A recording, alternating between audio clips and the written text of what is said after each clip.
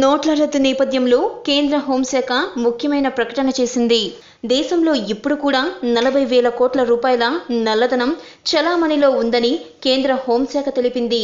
అయితే నోట్ల రద్దు వల్ల పాక్ బంగ్లాదేశ్ సరిహద్దుల గుండా దేశంలోకి వచ్చి 400 కోట్ల రూపాయల నకిలీ నోట్లకు అడ్డుకట్టపడిందని వెల్లడించింది.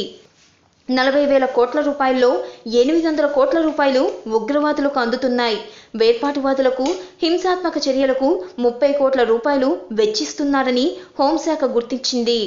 నక్సలైట్లు తమ కార్యకలాపాలకు 350 కోట్ల రూపాయలు వినియోగిస్తున్నారని హోంశాఖ వర్గాలు తెలిపాయి. ఖలిస్తాన్కు కూడా కోట్ల రూపాయలు వెచ్చిస్తున్నారని హోంశాఖ వెల్లడించింది. Like and subscribe Eagle Media Works.